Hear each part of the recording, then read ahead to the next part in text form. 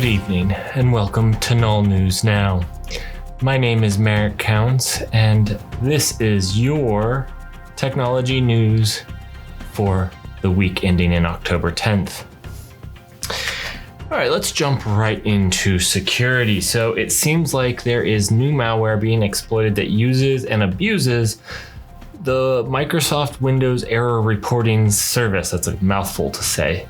This was discovered, yep, you guessed it, in a malicious MS Word doc micro. When will enough be enough and VBA goes the way of COBOL and JavaScript? Ooh, wait. Those are both used all over the place still. Note to self, don't create a horrible language because if you do, it will plague developers for the rest of the time.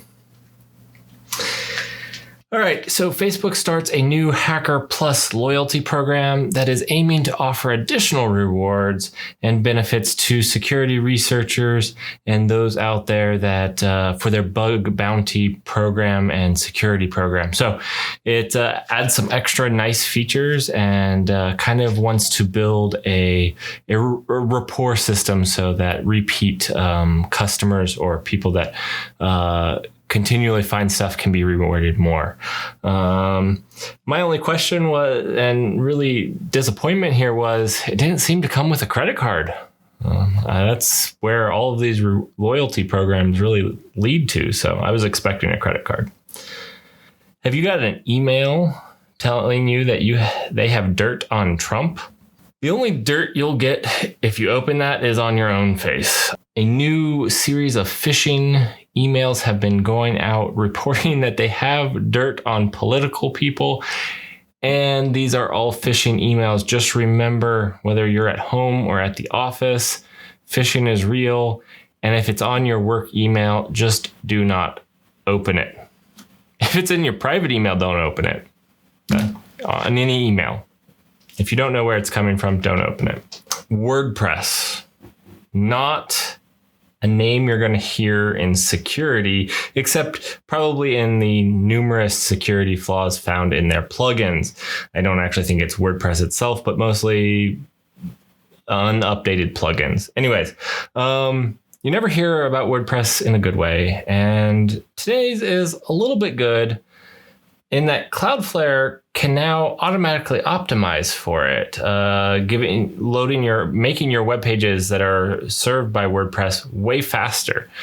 The bad news, this doesn't help with any vulnerabilities. I don't even know why I put it in the security section. So let's move on to open source news. Talk about surprises in open source. I actually never thought I would cover this company 2 weeks in a row. So this week, Apple and the Swift team open sourced Swift algorithms.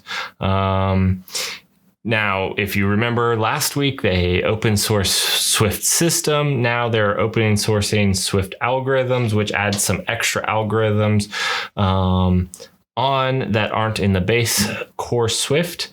And yeah, Apple's at it again, actually contributing to the community.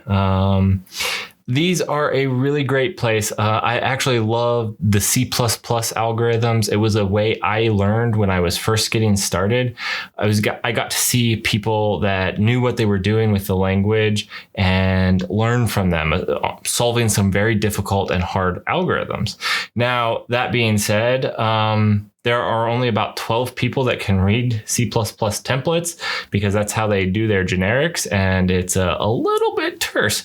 So if you're looking at getting into Swift, I think Swift algorithms is probably a really good place to start. You can see how they handle generics and things like this because a lot of algorithms are around containers and data sets. So it's a great place to learn how to write idiomatic high performance algorithms in Swift.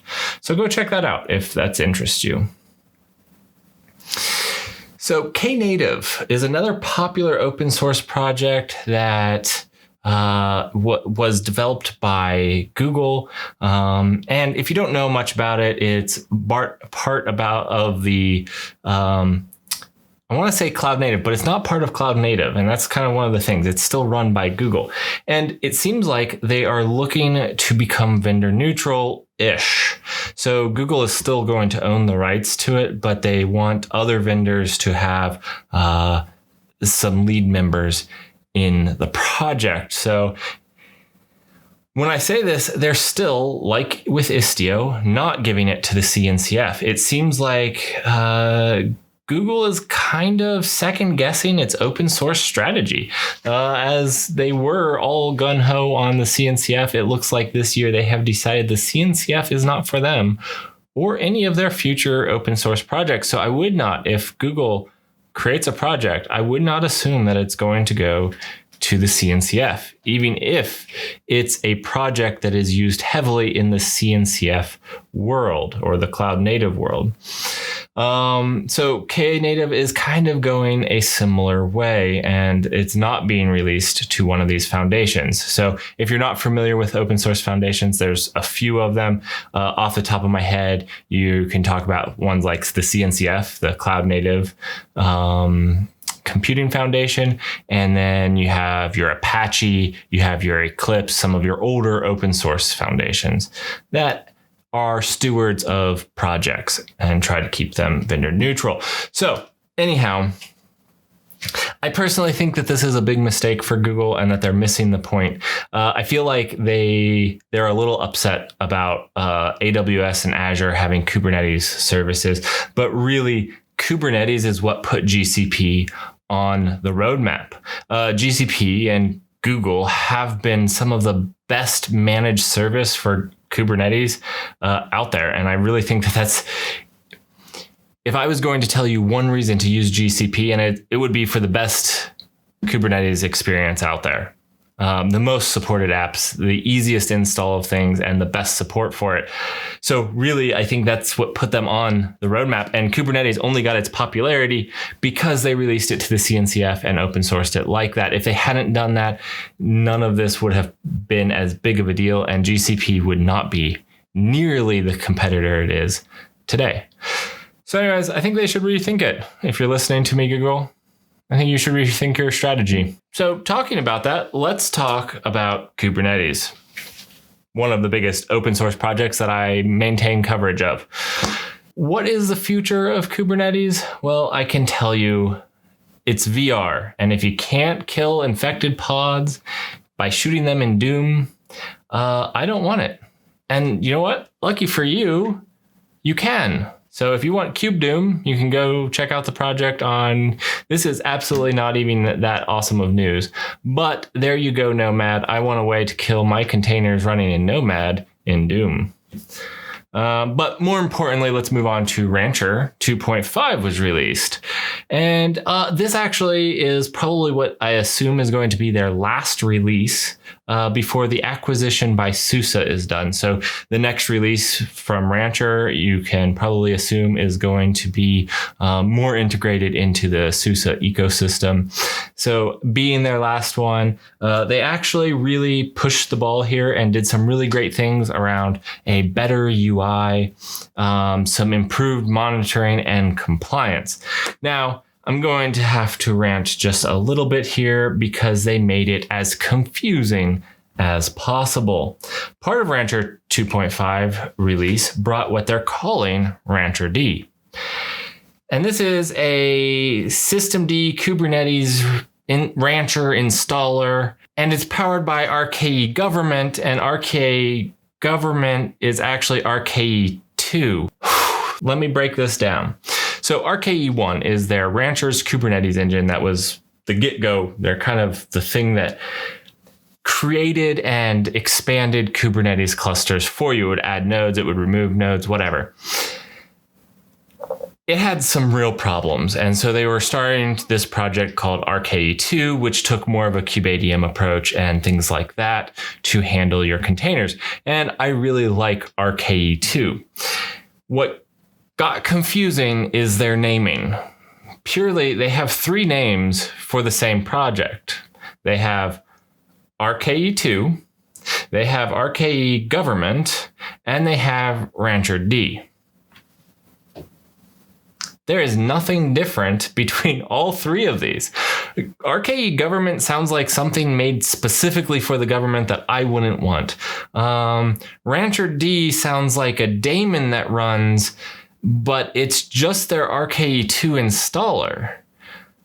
I'm actually very confused, and I watch Rancher quite a bit. They were one of the last independent Kubernetes distributions, and it was really confusing for me. So, anyways, I think it's really confusing and does them a disservice because RKE2 is really interesting, but it's also called RKE government, and it's also called Rancher D, depending on where the crap you look for it.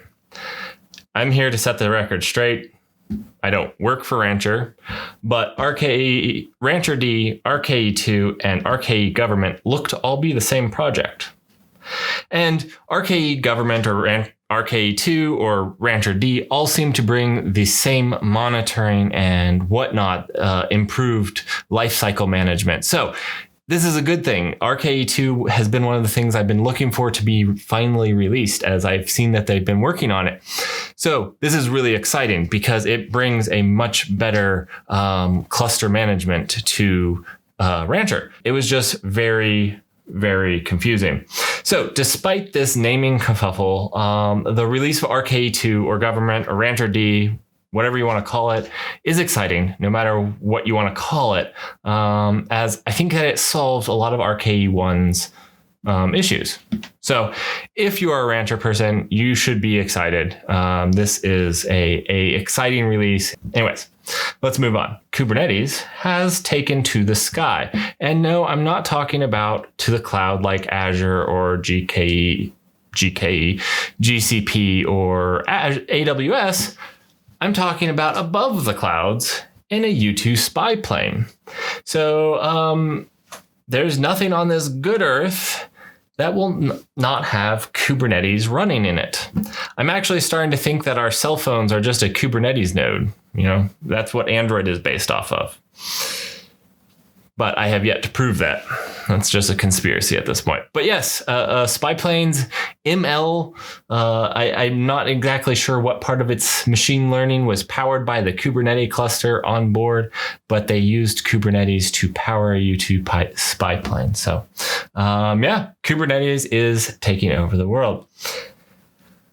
All right, so I found out this week I had a ton of info on the machine learning, and so I'm going to be covering that.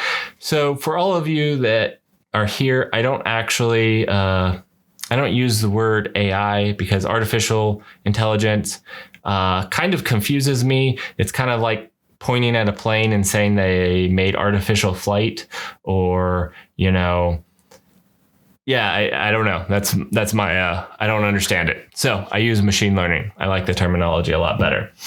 Anyways, let's get into it. So ML is a lot of the time very expensive to get into. You need a nice GPU, and then even just a single nice GPU, you need a lot of data, and you get a lot of data, and a single nice GPU doesn't really cut it. So for a lot of hobbyists, this is a problem. And another problem is a lot of times you want to power your small AI on the edge. You want to watch and make sure that coffee pot isn't empty, but you don't want to put a GPU behind it. And a lot of times you find things like a Raspberry Pi to just be slightly underpowered for what you're needing it for. A while ago, Nvidia came out with a project called the Jetson, and the Jetson looked to solve this, but it still wasn't cheap. And I'm happy that they have now released a new Jetson board called the Mini Jetson, or the Jetson Nano, because we're accurate news. And the Jetson Nano looks to actually solve this. It's a 2 gigabyte Jetson Nano, so 2 gigabytes of memory. It comes in at $60 USD here in the States. And it's actually it looks like it's going to power some of those edge applications that you might want a GPU for. And so I'm putting in my order. Hopefully Nvidia can actually fulfill this order better than they can their new graphics cards. And if they can, you'll see some videos, and we'll train a Jetson board to do some things. Talking about Nvidia, let's talk. It seems like they're killing their Quadro line and replacing it with the A6000 as well as the A40. The A40 seems like it's a lot like the T40, the Tesla T40 replacement. So if you're looking for a more business in-line card, you're going to want to be looking at these new ones, as they seem to be the replacement for the Quadro. So another thing that Nvidia did, because they did a lot in this space this last week, they released an AI video encoding. If you know anything about video encoding, it's very difficult because video encoding usually does a lot of things where they take multiple frames, and that's why you can see like scrolling. Sometimes if you see an encoded scrolling, it doesn't encode very well because it tries to do like deltas between the different frames. And there's a bunch of different ways, and AV1 is a really cool way. I like the open source project AV1 encoding. So that's one thing to look at if you're interested in this. But what Nvidia did was they used an AI on both sides to use less bandwidth for high resolution video. So basically there was an AI interpreting what they was getting and expanding that into a high resolution video. It's really cool. And I love the unique take on AIs. They actually used an AI to make up data so that they could send less data, which is really awesome. And I think that it's a really cool way of using machine learning. All right, so talking about a lot of these GPUs and self-driving news has nothing to do with Tesla. So a lot of people think Tesla's the very cutting edge, but it seems like Waymo, I'm not really sure. I call him Waymo. So it seems like Waymo is really looking to push its fully self-driving cars later this year. Now, I work very hard to prove everything that I state on here and have very accurate references for. This one, I don't have as solid one, so this is more of a speculation, and I wanted to let you know that. But it does appear that in the Phoenix area, if you have low self-worth, self-esteem, and like to put your life in the hands of people in Silicon Valley, Google is going to have a service for you there in Waymo. Now, I know that they've done some self-driving tests there, and I know that the pandemic kind of shut down a lot of their service there. And as I understand it, they're looking to ramp that back up. So be looking if you're in the Phoenix, Arizona area. You might have some Skynet, I wanted to call them minivans. I think they're minivans. They look like minivans to me. I'm gonna call them the Skynet minivans. They're kind of like creeper vans. And I'm sure that Google is going to advertise to you in them. So have fun with that. Let's move on to our cloud news. All right, so it seems like Azure's outages are not behind them. This week, they suffered from another outage in their DevOps. And a lot of people's CI/CD were failing. And yeah, this is just another hit after the outages last week to some of their services as well. It's in a different section, but again, kind of a rough 2 weeks for them. That being said, in what I believe to be a fantastic rebuttal to Google's complete bullheaded approach to remote work, Microsoft did announce that flexibility was going to be standard moving forward. Now, they did not come out and say that they would hire full remote all the time right now, but they did say that part-time work from home was going to be considered standard from now on. So if you wanted to work 2 days from home, even once the pandemic is done, that was going to be fine and standard. They also said that working with the teams, it seemed like it was a lot up to the teams. Even more was available. So it seemed like they were very open to understanding the new workspace and being flexible with their employees. So I really appreciated that. It also seems that in this move, OpenShift continues to improve on Azure. I originally didn't believe the OpenShift product on Azure was really worth it, but after this price drop of up to 77% per node, as well as dropping the minimum number of nodes to run an OpenShift cluster, and upping the SLA to 99.95%, it's not the best SLA, but it's not bad. I think it's ready for prime time. If you run a OpenShift cluster and you want to run it multi-cloud, I think Azure is now a good solution and a good place to run your OpenShift cluster. Now, that being said, I haven't used it to run an OpenShift cluster in any amount of time recently, so I can't comment on how good that experience is. But if I know the OpenShift team and the Azure's team, a good workflow is usually very high priority for both of those teams. So I could expect only some of the best experiences there. No, I'm not sponsored. I don't know if I need to keep saying that, but I'm not. All right. So that was the biggest news for Azure. AWS, let's see. So they had their distributed load testing reached version 1.1. That was just released. And you can now better understand how your apps will run and handle at load in your AWS infrastructure. If you're expecting to see a spike in load, or if you're just wondering how it's going to scale out and want to run some simulations, then I suggest that you check this out. Now, the AWS Architecture Center got redesigned to help you find what you need.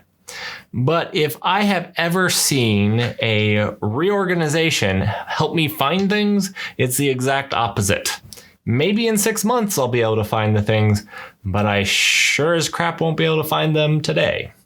Anyways, so just be looking out for that. If you're a heavy user of the AWS Architecture Center, you might see a new dashboard here soon. All right, so I've really left the best for last with AWS. AWS released this week what they're calling their extensions for Lambda. So now it's generally available. You could have used it in beta before this. But anyways, these extensions allow you to integrate with the following tools for compliance and monitoring inside your Lambda functions. So you have things like App Dynamics, Checkpoint, Datadog, Dynatrace, Espeon, HashiCorp, Name, New Republic, Thundra, Splunk, AWS App Config, and Amazon CloudWatch Lambda Insights. So this will give you better compliance and better logging on your Lambda functions. This is something that, quite honestly, without really made Lambda functions hard or impossible for a corporation to use. All right, let's move on to GCP. GCP released open source build packs to help you containerize your apps.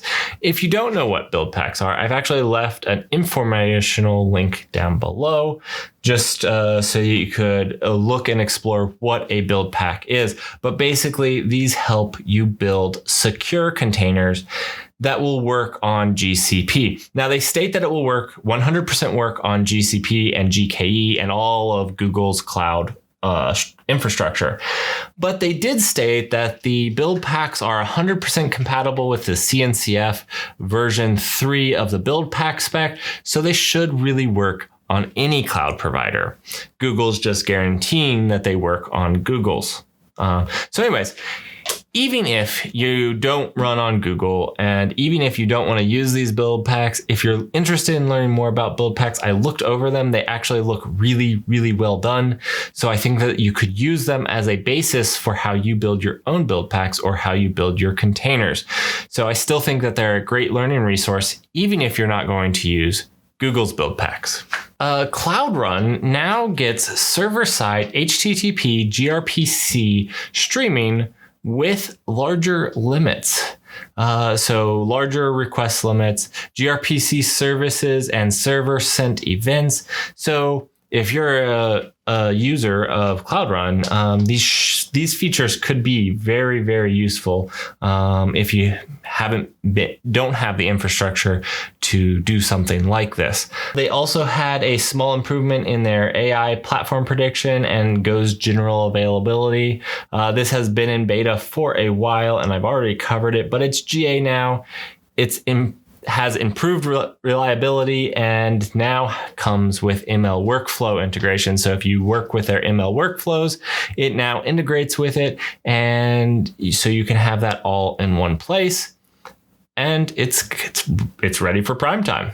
So if you're wanting or looking into the AI platform predictions, you should go check them out. All right, so DigitalOcean is what I would call the underdog in the cloud wars, not just because they have the ocean and the ocean is under the clouds, but they are kind of the small player. But I've always said that they're a great option for hobbyists and corporations alike. That being said, they usually provide pretty bare bones services. You want a droplet, basically a VM.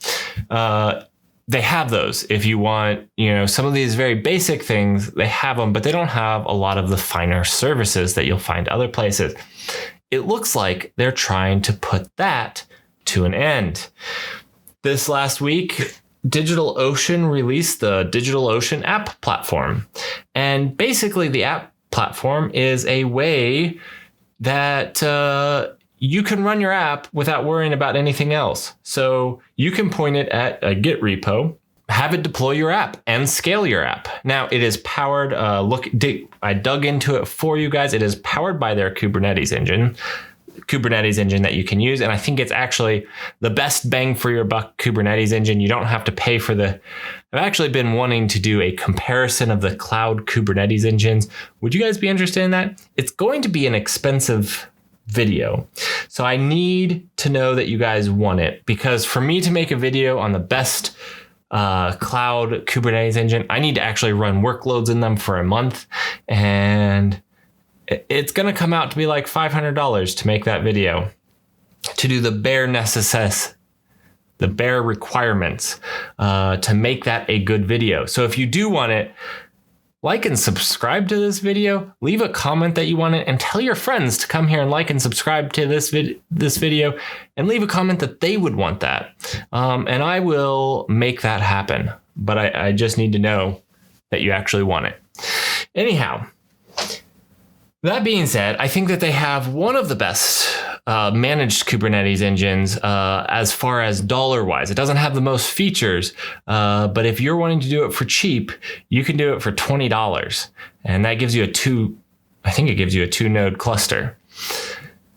So it's definitely worth checking out if you're learning Kubernetes and want one hosted in the cloud. Now, that being said, this app platform is powered by that, but basically allows you to know nothing about Kubernetes. All you have to do is point it to your Git repo, and you can have it build and publish your container in Kubernetes. While I haven't gotten to fully explore this offering yet, I do know that it's built on top of their Kubernetes engine, which, like I've said, is the best bang for your buck if you're looking into getting into Kubernetes and want a cloud managed Kubernetes.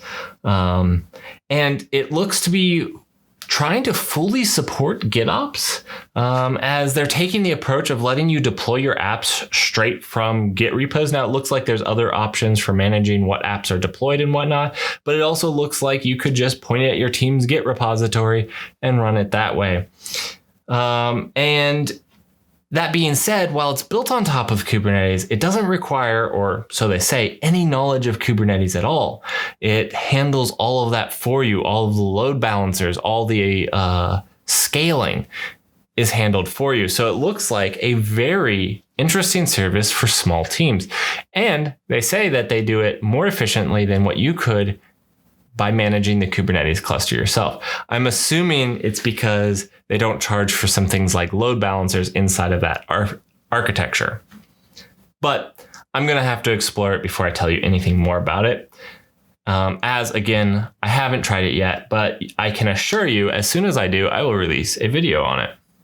All right, so let's move on to just some general news that I found somewhat interesting or humorous. The first one is definitely humorous.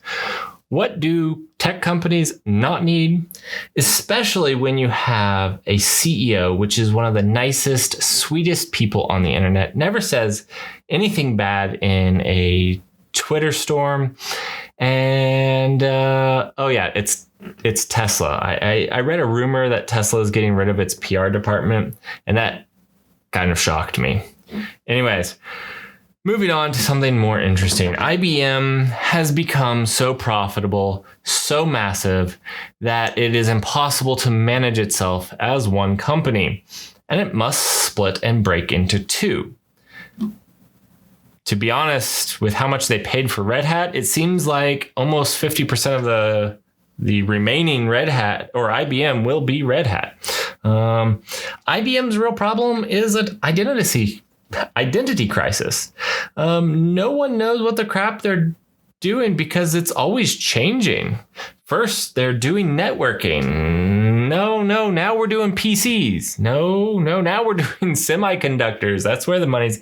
No. It's managed infrastructure. Nope. Not managed infrastructure anymore, guys. It's hybrid cloud. You know what? I'm calling that in 5 years, they're going to be a fantastic home appliance company. Better watch out, GE, Whirlpool, and LG. IBM is going to make the best toaster this world has ever seen. And IBM, when you're going to make this toaster, call me because I actually have some really great ideas for the toaster of the future. So when you've realized that home appliances are where you're really actually good at, let me know. Another interesting thing was GameStop struck a deal with Microsoft to use its cloud. To be honest, GameStop stock rose sharply on this news, but I don't actually understand the full implications, like why its stock moved at all with a large deal to use its cloud. Honestly, I don't get it. I know that it happened, so GameStop is going to be using Azure. Now, I know that Microsoft releases the Xbox, and I did see that GameStop was going to be giving away some of Microsoft's services. So I'm wondering if some of the deals have to do more around Xbox than really they do with Azure. All right, so one of this week's project shoutouts I found was Sysmon, which is a very Windows-esque task manager. Windows Task Manager-esque top for Linux. That's kind of what I meant to say. It looked kind of cool if the UI is your thing, if you don't like using top, if you're getting into Linux and you'd like a few more UI things, a few more UI tools to make it a little bit more at home, I would check out Sysmon. So go ahead and check that out. Another project shout out, we covered it earlier is Knative.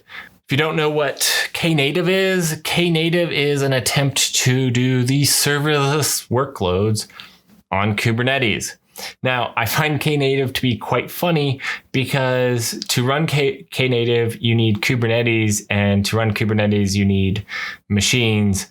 And so like in their attempt to make this serverless workloads, you have to have all of these servers. But the goal is that your teams can have these serverless workloads, and then you can have another layer. So it's abstracting the layer in which who knows what and who is responsible for what. So if you don't know what Knative is, I know I mentioned it earlier in this news with how Google is looking to break up the management. So it's not just managed by Google, at least not in a project.